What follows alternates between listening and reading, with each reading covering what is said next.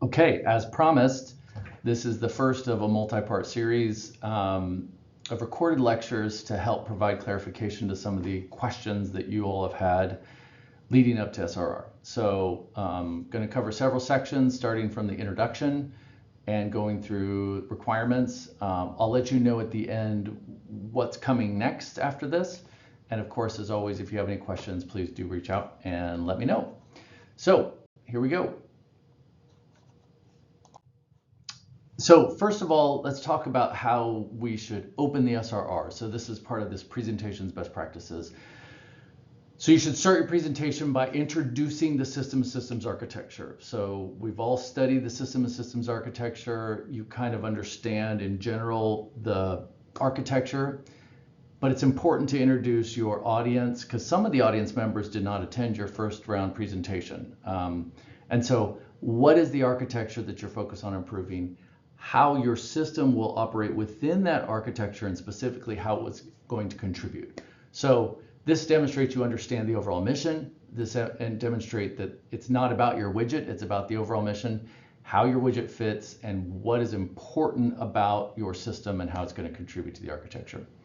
So state clearly, so you want to open by saying we understand the architecture, and then state clearly the specific data, because that is the output of your system, what data your team is focused on, and how it's going to improve the architecture, and use the proper terms. So I reviewed Clark Snodgrass's briefing, and that's on Brightspace for examples, and especially slides 19 through 21 of that particular briefing. Improvement can take several forms, larger area, higher resolution, there's new data, but just make sure that you understand the data that you're improving and why it's an improvement. So that's at the fundamental level for a starting point. And I give an example here. Our system is focused on currently unavailable data top researchers believe could improve hurricane forecasting. And that is the atmospheric vertical moisture profile around the cyclone from the ocean surface to 6 kilometers up, covering a greater than or equal to 150 kilometer radius from the cyclone track. So sorry for that pause there. My own face was blocking the words, but so you get it. So open with context, open with kind of orienting the audience so they understand where you fit in the bigger picture, what your objective is, and specifically what your system is seeking to do as it contributes to the broader architecture. So to help with that, I've added one of the key charts from Clark Snodgrass's presentation, which is on page 20. You'll notice in the upper left-hand corner of this, you have the mission areas. And the key ones for us are atmosphere and ocean. Overall, the key shows, you'll see these are 24 initial operational readiness something, the IORD, but EDRs is the key, the environmental data records. That's what those are called. And in particular, one of the elements that is important here is this profile, and that is this continuous column. So under the CRIS ATMS sensor, it says ATM vert moist profile, which means that it measures the atmospheric moisture in a series of vertical columns as it goes overhead from space. Okay, so these are the actual terms that would be used, and it's important if you're going to develop a system for a particular audience, for say NOAA, that you use their terminology to do that. And this should be made easier by the fact that Clark gave us that presentation, and therefore we have that information before us. And if you need to do research as well, you can do that as well. But that makes you, it's much more professional and makes you seem like you know what you're talking about. So on to the next part. So then you summarize, after you've kind of introduced the context of the system, you can summarize your SRR. This is your bluff, bottom line up front. So you're describing what your team did and why you're ready to proceed. Well, let me skip that part for now.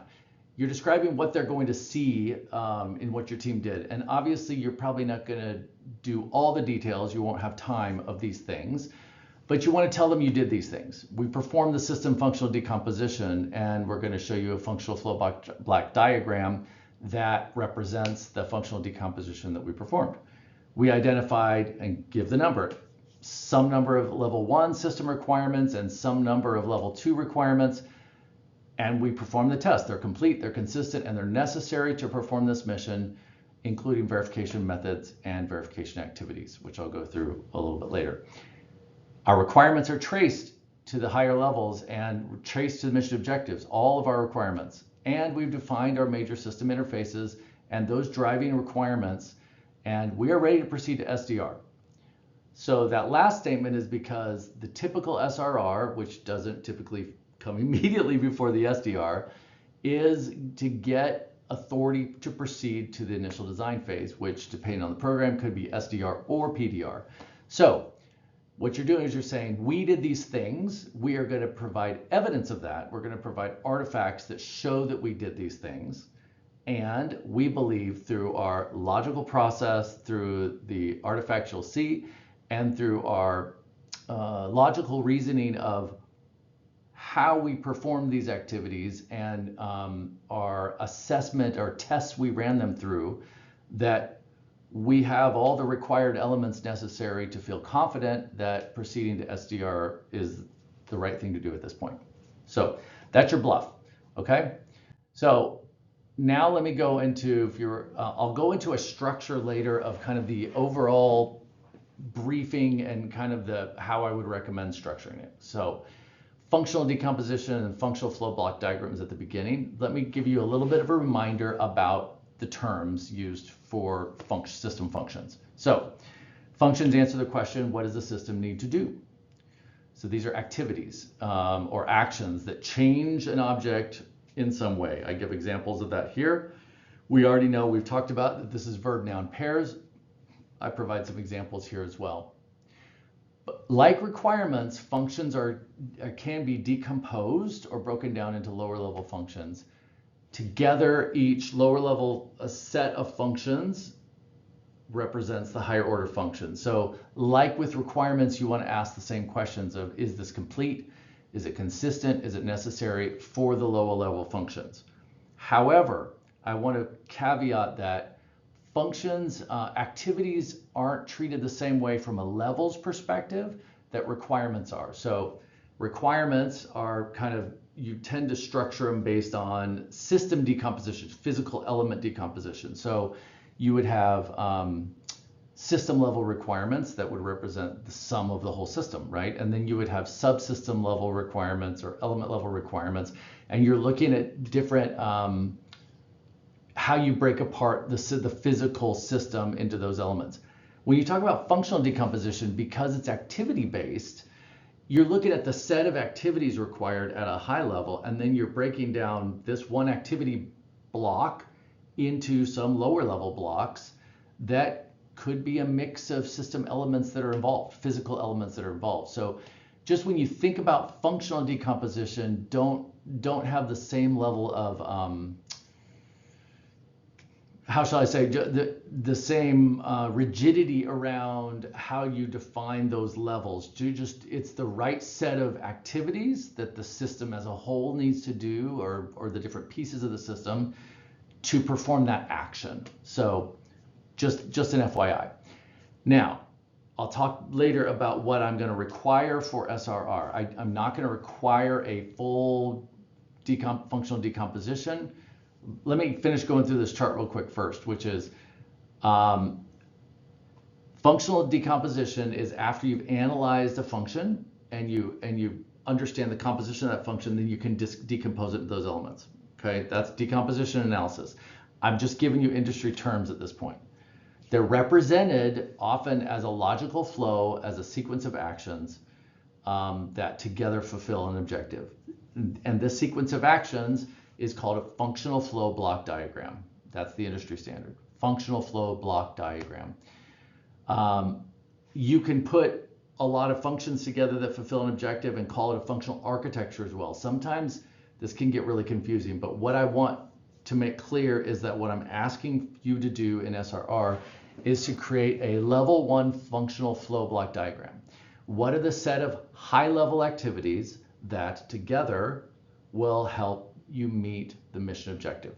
Because of the time frame, the time crunch that we're under right now, I'm not going to require that you break that level 1 set of functions down into a complete set of level 2 functions. However, I would like you to do that for one. For one of the level 1 functions, I want you to break it down into level 2 set of functions / activities required in aggregate to satisfy that level 1 function. And I'd like you to choose a function that's particularly tough, that's a driving function that will drive, that kind of encompasses one of your driving requirements. I'm going to try to cover, hopefully tomorrow, how to identify what your driving requirements are. There's a couple more things to cover first, but that's what tomorrow's about for me. So just so you know, that's what I'm going to ask for is a level 1 functional flow block diagram and one level 2 decomposition from one of those functions. Okay, so I'll mention that again in a later slide. Now, why are functions important? This is the glue, and so I want to remind you of this glue piece.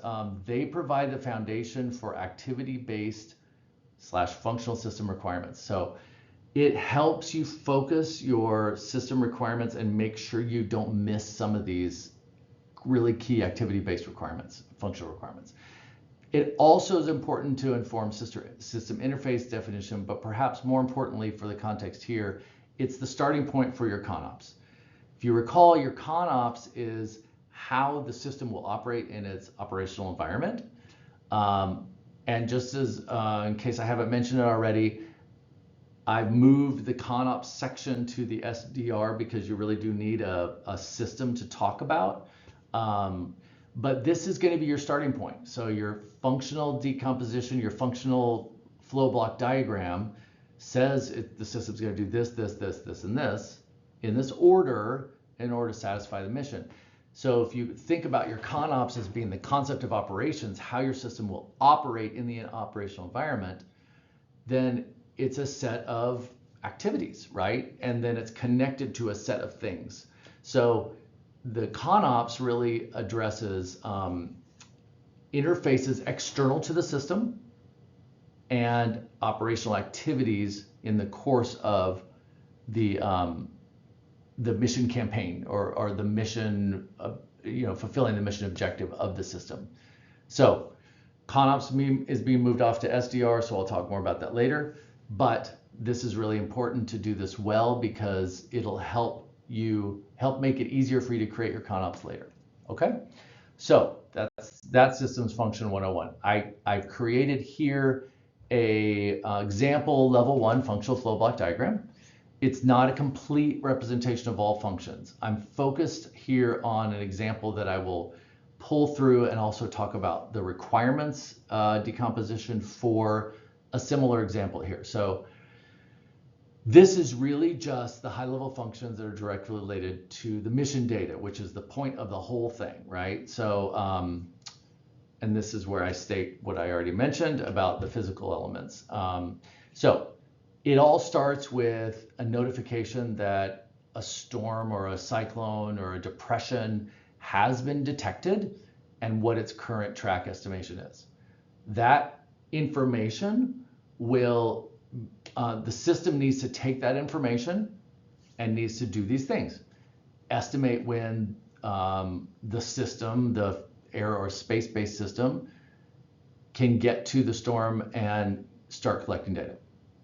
Okay? When is that going to happen? Now, what's the plan going to be? What are the activities going to be when we get there? You send the command to this. I'm using a space example in this case. You send the commands to the space vehicle. You point the payloads or sensors in the right direction, you collect the data, you downlink the data, you process or format it in whatever way it needs to be, and then you send it to the data mall. So this is really simple, really high level, and very serial in this case. If you recall, a logical functional flow block diagram will have some ands and ors in it. This one does not. This is very high level and focused around mission data. So that's just an FYI. One example. I have another example here from the SMAD, the Space Mission Analysis and Design book that I've mentioned. Functional flow block diagram for FireSat, which is the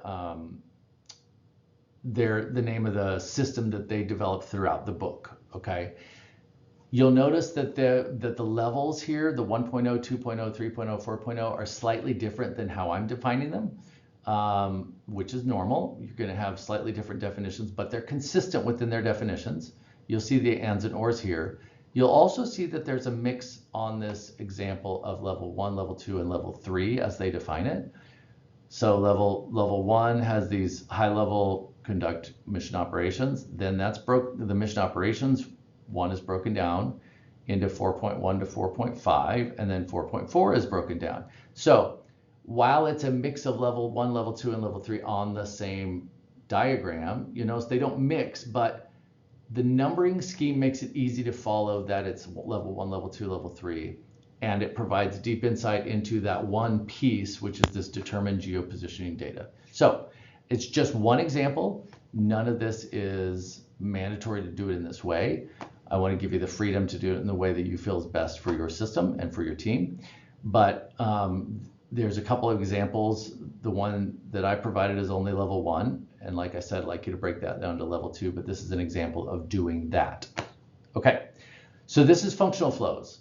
Now let's transition to requirements. So first of all, on the requirements side, I want to make it crystal clear that I am defining the levels in this way, but please note that levels are determined differently by different programs and different projects and different companies or government organizations. So this is just for the purposes of this presentation, this class right now.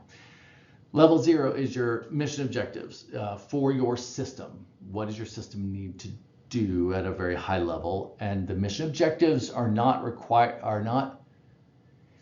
written to the same degree of fidelity or it's not required that you have a shall and all these other things on the mission objective or objectives.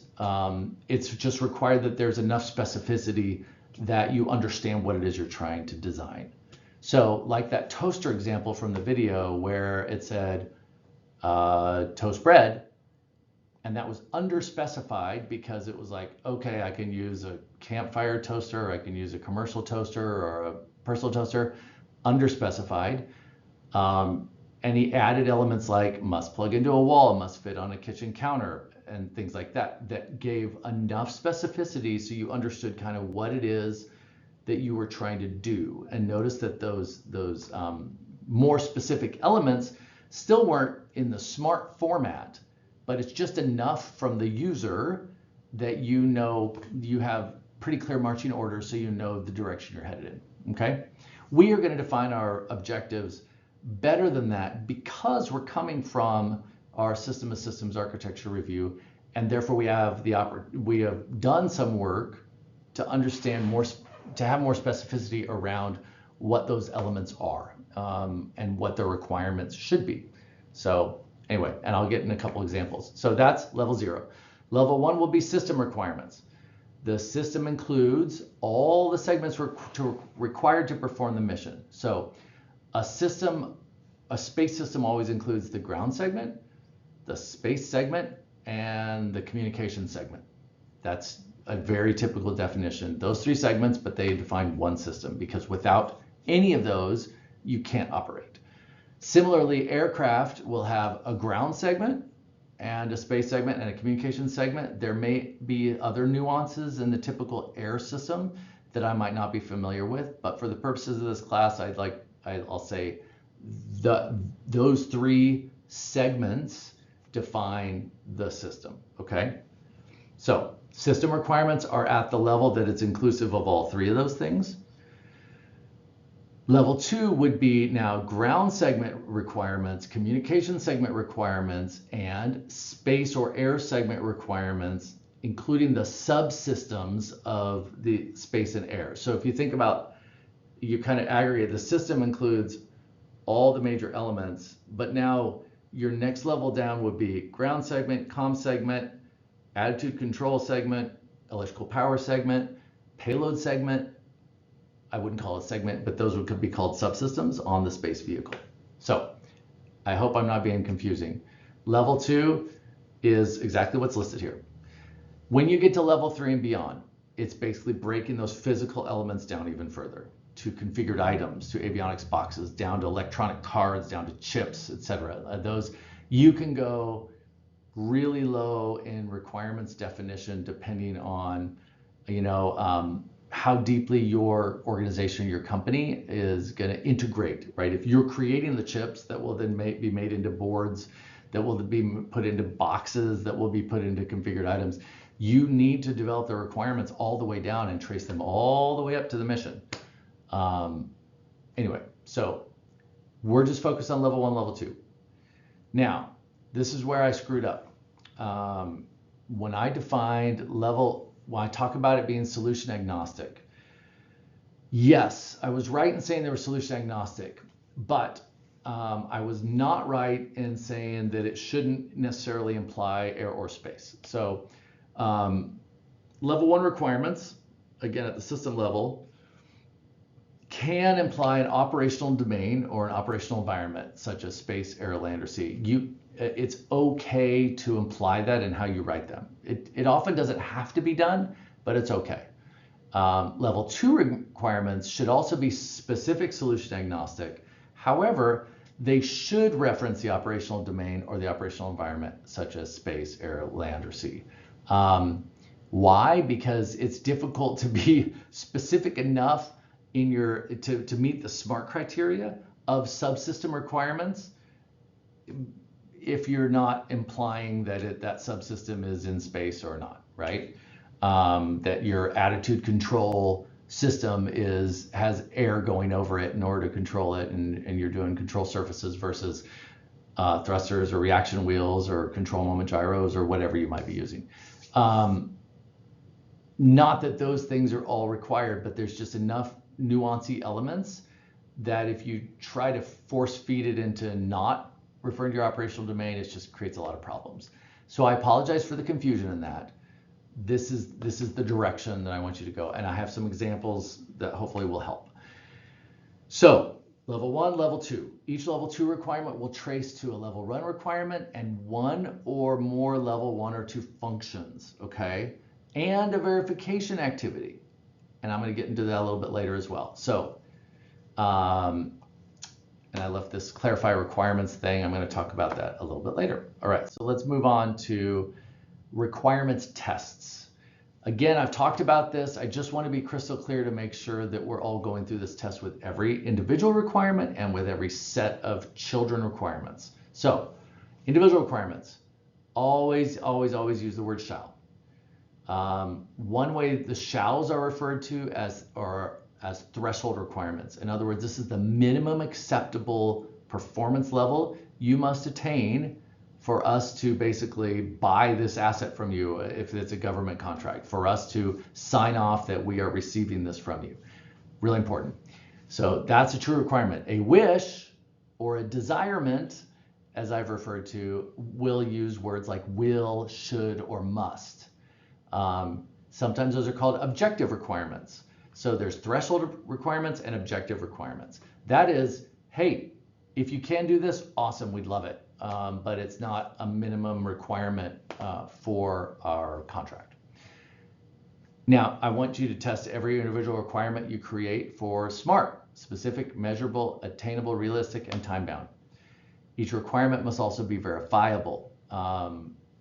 And I've added one letter to the verifiability, the verification methods: analysis, inspection, demonstration, test, or similarity. What I mean by similarity is you have 5 of these units and you test one of them and they were all built the same time in the same place and been tested, and they're the same thing. You can say that's verified by similarity. We don't have to do it 5 times, okay? That's one example. Never, ever, ever in your requirements use words like maximize, minimize, it's sufficient, optimize. Just think about it. Those words are not verifiable. There's nothing specific enough about those to say, yeah, we achieved that.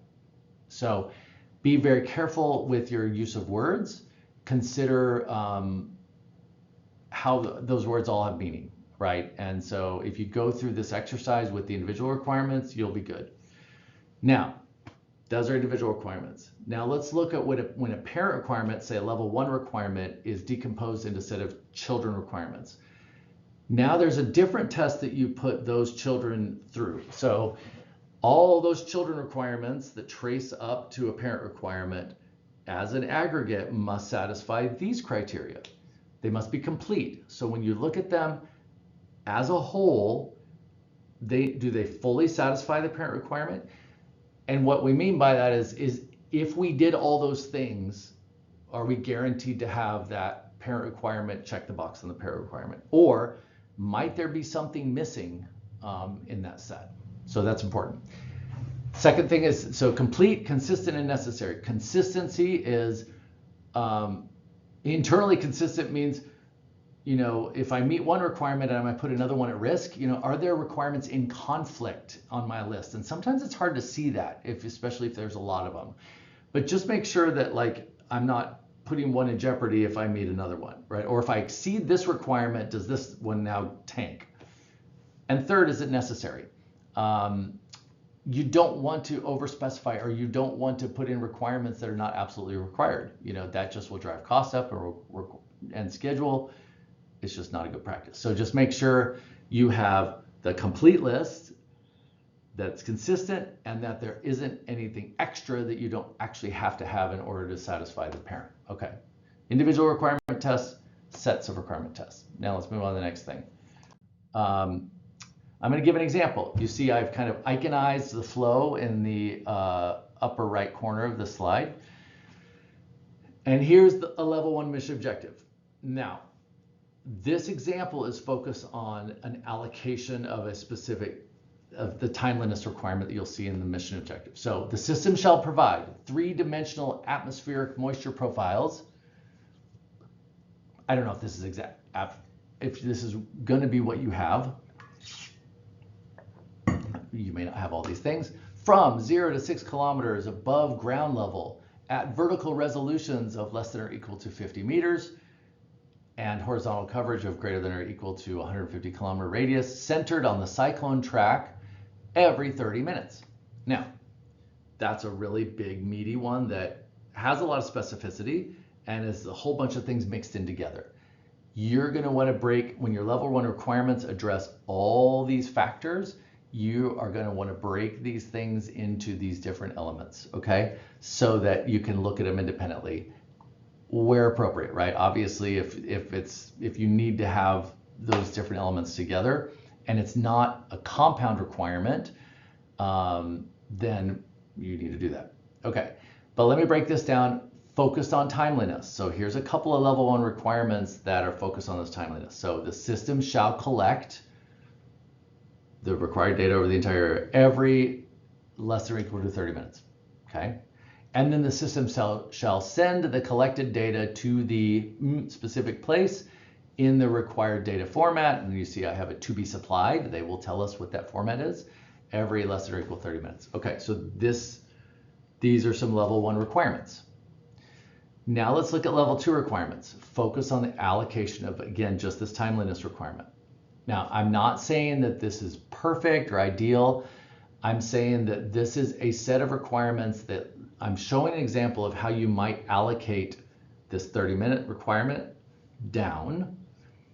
And here's a way. The mission management subsystem shall generate the operational plan for the collection campaign within less than or equal to 5 minutes of tasking. By the way, the mission management subsystem is generally on the ground. That's where they do mission planning and data collection campaign planning. And so that would be a subsystem of your ground segment that would be focused on the planning for the system in order for it to operate effectively. Okay, so that's an example of a requirement for that piece. And you notice there's a time. The communication segment shall transmit the collected plan to the space vehicle greater than or equal to 5 minutes prior to the start of the observation window. So in space, it's coming over the horizon, it's getting ready to pass over the collection area. You need to give it some time from when it gets the tasking to be able to get ready and then take the required data and then bring it down. The attitude control subsystem shall be able to point the payload to plus or minus 1.5 radians from nadir within less than or equal to 2 minutes of command. What you're implying from this is that the payload isn't a wide field of regard. It's something that has a more narrow field of regard that has to be pointed, and you're given it its kind of pointing limits for your attitude control subsystem. Some cases they have a wide field of regard, or they have an internal scanner in the payload. What you need to know, though, is you need to know at a high level for the type of data you're focused on, what are the typical, how is that typically collected today? Really important, because it's all about the data and not all about the widget. In this case, the most important widget is the payload. And there's a lot of different sensors. You know, microwave sounders have this big spinning thing on the top, and there's a lot of structure. Some of them are imagers, and they've got internal scan inside that don't require the whole spacecraft to slew or aircraft. Some of them, and so between, you know, is it typically an IR measurement? Is it a microwave measurement? Is it a, like, what is the frequency or the, anyway, how is that data collected? And then what do those payloads look like, and how big are they? What I don't want you to get caught in is we're guessing, because a lot of this data is really online, and some of it is in Clark's stuff, but you can get this a lot of places. I don't want you to have, we're proposing a CubeSat with a microwave sounder, and then the CubeSat is a 2U CubeSat, but there's no freaking way, but you say microwave, and somebody in the room is like, what are you talking about? The minimum size of a microwave sounder is this. There was no way it would fit on a CubeSat, right? You look like a moron, right? I want you teams to be smart enough to understand just typical payload geometries and sizes in order to cover the field of regard, in order to, you know, look smart, because your whole system is focused on the data collection. And if you don't understand that, if I've got this big area I need to collect in, and I have this really small field of regard, I need a whole lot of those things in order to collect that area every 30 minutes. And so either I need to back up and get a bigger, and so I can cover that area in one pass, or I need to get a lot more of those vehicles, or whatever. Like, when it comes to cost efficiency and schedule efficiency, sometimes bigger is better. Sometimes higher is better. This is why, in spite of the cost of going to space, that's still the dominant force for environmental and Earth sensing measurements. It's really freaking expensive, but you can sure as heck cover a lot of area in a short amount of time. And once it's up there, no maintenance required. So the life cycle cost ends up being significantly cheaper. So something to keep in mind. So all I say, the only reason I'm saying that is because your requirements should align with your understanding of your payload or payloads, their size, their field of regard. You know, that will determine how high you need to fly, air-wise or space-wise, etc. Okay. In this case, I'm just giving one example. I'm assuming that we've got some sort of, I have not done that work. I'm assuming that for whatever measurement we have, we've got some telescopic thing that's got a smallish field of regard, but the spacecraft has the ability to slew left and right, so that when it passes over, it can make that observation of that area. Okay, that's the only reason I mentioned this requirement. Shall be able to point the payload. Okay. Then the attitude control system shall maintain attitude stability during environmental observations with a rooming square angular deviation of less than or equal to 50 microradians. Okay, that one's actually doesn't have a time requirement, probably not necessary for the purpose of this example. I'm again giving an example of a type of level 2 requirement. The payload shall initiate and complete the data collection for the entire area of regard in a certain time. And then the data management system shall prepare the collected data for downlink, and then the communication segment shall transmit the data to the ground, and the ground segment shall convert the data to the required format and send the data to the specific place in a certain amount of time. Now, you'll see minutes. This is an allocation. You should add up those minutes, and it shouldn't add to 30. It should add to something less than 30 because you need margin. It's unreasonable, especially in the early planning phases, to have no margin on your critical requirements. Okay, so you'll see you add up these things. less than 5 minutes of tasking, 5 minutes prior to the start of the window. So there's 10, 12, 14, 16, 17, 18, 19, 20. We've got like 22 minutes there, 8 minutes of margin-ish. I think we're good. You'd want to probably have a table that shows that, right, in this specific example. And so let me show you an example of that now. Again, from the SMAD textbook, we have their timeline, and they've got, and you'll notice that they have a larger timeline that they're fitting within, and they have 30 minutes within that larger timeline to do their activities, right? But you see this thing called the initial allocation that goes through how they've initially allocated minutes to each activity, and then with margin at the end, okay? So this is the kind of thing I'm talking about. Feel free to do this. If you have some sort of a timing analysis requirement that you choose to highlight within your overall story, this is not required. I'm giving an example of requirement allocation as you go, through one possible example from our mission and one possible example from a different mission. Okay, so in summary, and this is it for this video, here's what's going to be required for your SRR.